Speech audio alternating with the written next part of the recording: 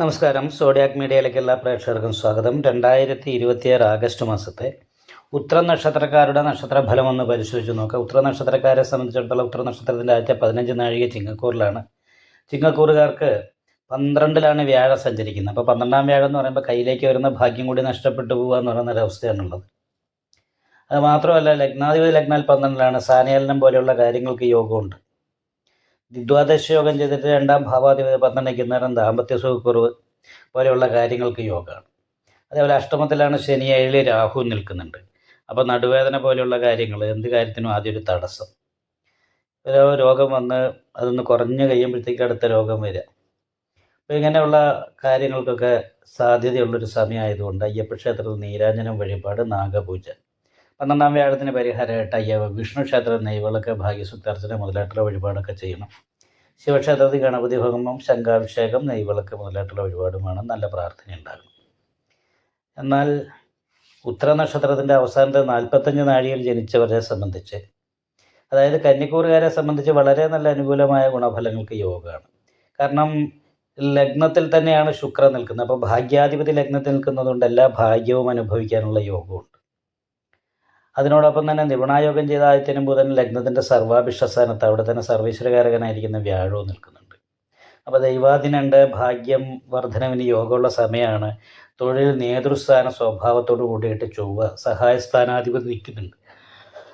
അപ്പം മറ്റുള്ളവരെ നിയന്ത്രിക്കാനൊക്കെ തൊഴിലുമായിട്ട് ബന്ധപ്പെട്ട മേഖലയിൽ സാധിക്കും. എന്നാലും കർമ്മസ്ഥാനത്ത് അഷ്ടമാധിപതിയായിരിക്കുന്ന ചൊവ്വ സഹായ സ്ഥാനാധിപത്യം വഹിച്ചു നിൽക്കുന്നതുകൊണ്ട് തൊഴിൽ മേഖലയിൽ സഹായിക്കേണ്ടവരുടെ പെരുമാറ്റം ചില സമയത്ത് മാനസികമായിട്ട് ബുദ്ധിമുട്ടുണ്ടാക്കാനുള്ള സാധ്യത കാണുന്നുണ്ട്. അപ്പോൾ അവർ മുഖാന്തരം മാനസിക ടെൻഷനൊക്കെ വർദ്ധിക്കാൻ സാധ്യതയുണ്ട്. അതുപോലെ തന്നെ ചിലവ്, 10 രൂപ കൈ കിട്ടി 20 രൂപ ചിലവ് വരുന്നൊരവസ്ഥയാണ്. കാൽപാദത്തിന് വേദന ഉണ്ടാകാൻ സാധ്യതയുണ്ട്. ഗ്യാസ്ട്രിക് പോലുള്ള ഉദര സംബന്ധമായിട്ടുള്ള രോഗങ്ങൾക്ക് യോഗമുള്ള സമയമാണ്, ശ്രദ്ധിക്കണം.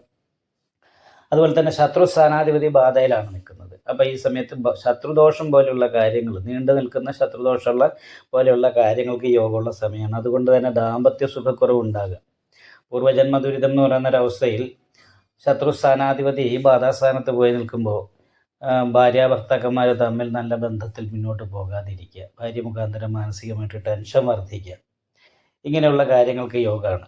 അത് മാത്രമല്ല, എന്ത് കാര്യത്തിന് ഇറങ്ങിയാലും ആദ്യം ഒരു തടസ്സം വരിക, അതിന് ശേഷമാണ് അനുകൂലാവസ്ഥ ഉണ്ടാകുന്നത്. പിന്നെ ഭൗതികമായിരിക്കുന്ന സുഖങ്ങൾ അനുഭവിക്കാനുള്ളൊരു യോഗം ഉണ്ട്. ആഗ്രഹങ്ങൾ വർദ്ധിക്കുകയും ആഗ്രഹിക്കുന്ന രീതിയിൽ കാര്യങ്ങൾ ഉദ്ദേശിക്കുന്ന രീതിയിലെല്ലാം ഭംഗിയായി നടന്നോളണമെന്നില്ല. അപ്പോൾ അതുകൊണ്ട് വരുന്ന മാനസികമായിട്ടുള്ള ടെൻഷൻ ഉണ്ടാകാനുള്ളൊരു സാധ്യതയുണ്ട്. അപ്പോൾ ഇങ്ങനെയൊക്കെയുള്ള പ്രശ്നങ്ങളാണ് പൊതുവെ കാണുന്നതെങ്കിലും രാജയോഗമുള്ളൊരു സമയമായിട്ട് വേണം കാണാനായിട്ട്. സാമ്പത്തിക വർധനവിന് യോഗമുണ്ട്. 2ാം ഭാവാധിപതി ഭാഗ്യാധിപത്യം നിർവഹിച്ച ലഗ്നത്തിലാണ്. അപ്പോൾ കർമാഭിവൃദ്ധി ഉണ്ടാകാനുള്ള യോഗമുണ്ട്.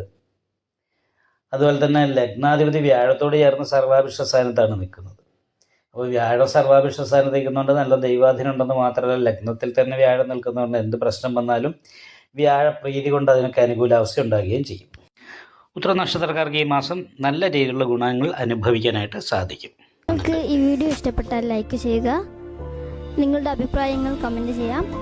ജ്യോതിഷവുമായി ബന്ധപ്പെട്ട കൂടുതൽ കാര്യങ്ങൾ അറിയാൻ ഈ ചാനൽ സബ്സ്ക്രൈബ് ചെയ്യുക.